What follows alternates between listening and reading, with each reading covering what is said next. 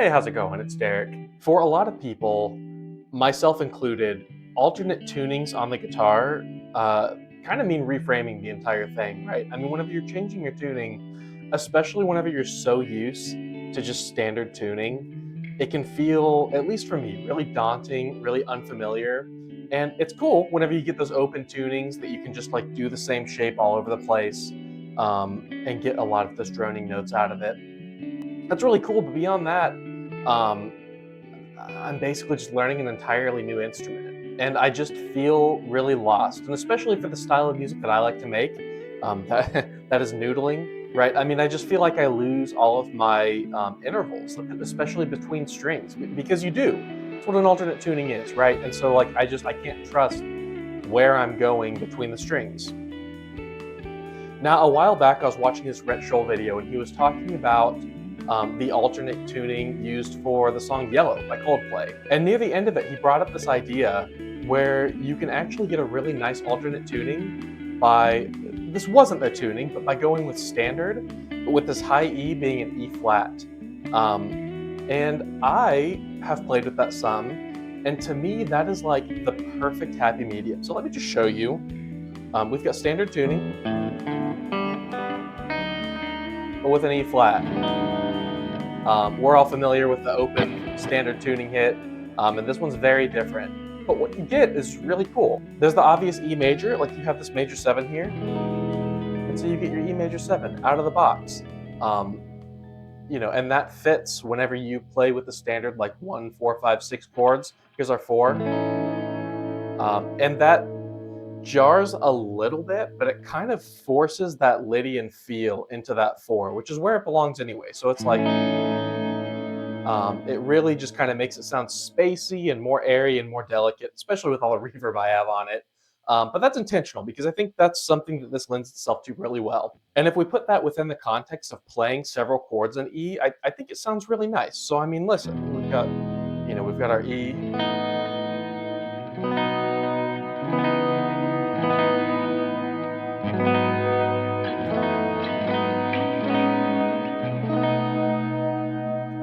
And so yeah, it's just this nice like droning sound. Like E is really nice because you get those drones anyway.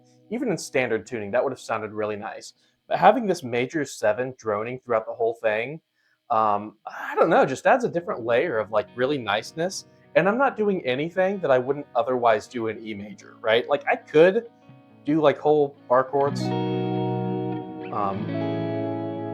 like that sounds pretty nice, you know? So you can use that. But this is more for like the open string droning. Like you get the idea from alternate tunings that like you get those droning notes, but it's just more familiar and you can actually do something with it right away. Like I said, an E.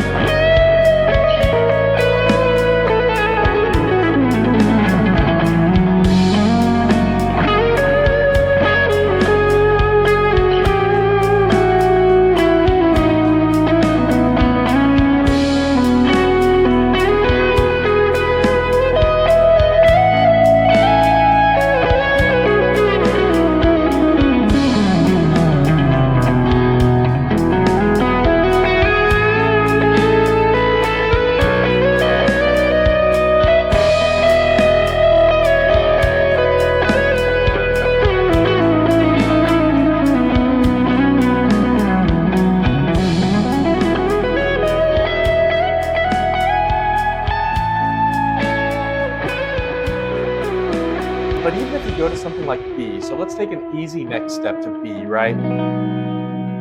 That E flat is the third in B, and so that's another really nice drone.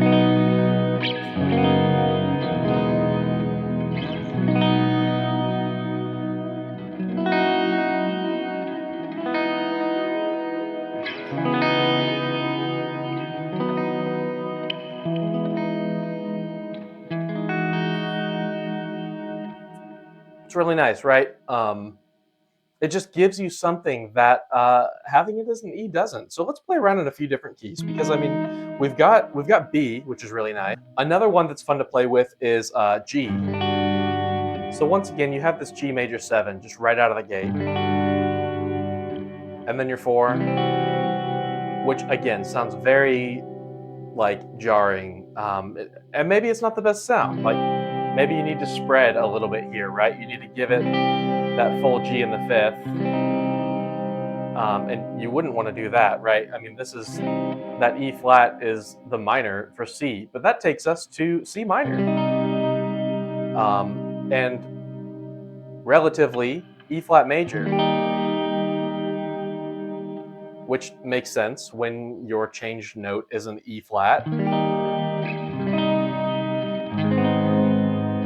Ooh.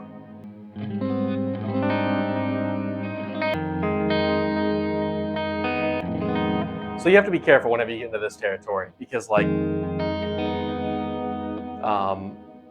it can definitely do some things that might be unexpected. Like this is where we're getting into the alternate tuning where the interval messes with you, right? Although even that's kind of a nice chord by itself, right? It's like our minor 4.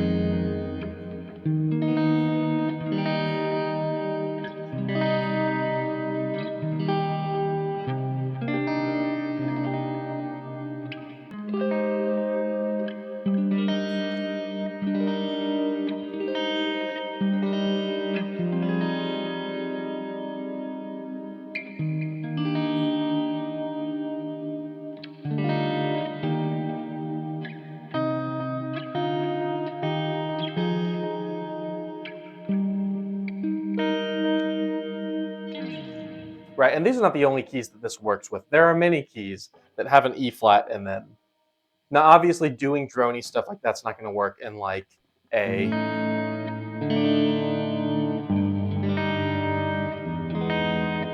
It just I mean, you could do something with that, but it's not. It doesn't fit nicely within the key, right? But that said, you can do really nice stuff with that. And this is actually something that I pull out every now and then whenever I'm just feeling kind of creatively stuck. I know this is really common for a lot of alternate tunings, but again, this one is just very familiar because it's just a half a step off a standard, um, and it can kind of give you some really cool voicings for these chords that like what we'd be otherwise doing.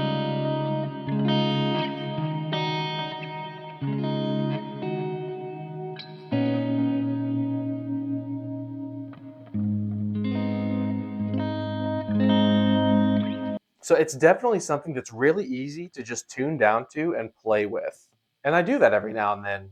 Now, something else I really like about this tuning is when you're noodling, right? So it's not just that it's close, right? I mean, we have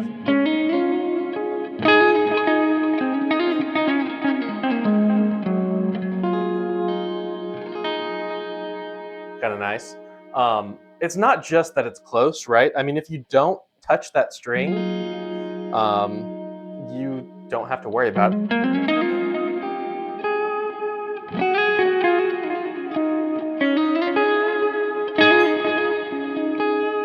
What if you do want to go there?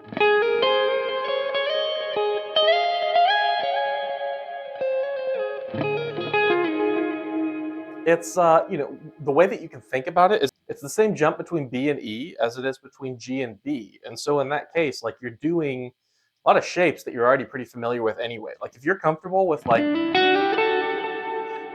going between your G and B string,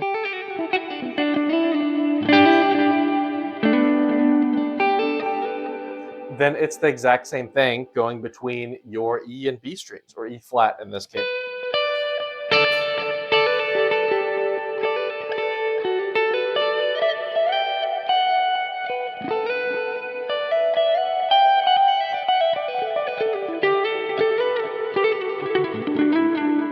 it makes it harder to like play perfectly, right? I mean, it's definitely something you have to remember, but it's also extremely familiar, so you don't have to like think really hard about it. It's just like if you're on the E string, um, then yeah, it's just like I said, it's the same jump. It's a major third instead of a perfect fourth.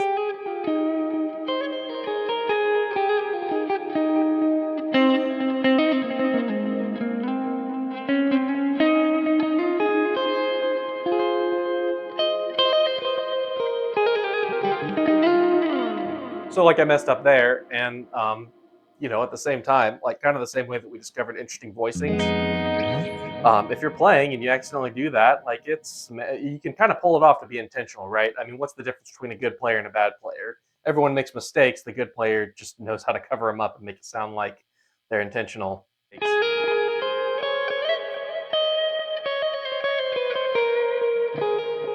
I mean, you hear that. So, anyways, I just wanted to talk to you about that. That's a tuning that I really like playing around with because it's so familiar right off the bat.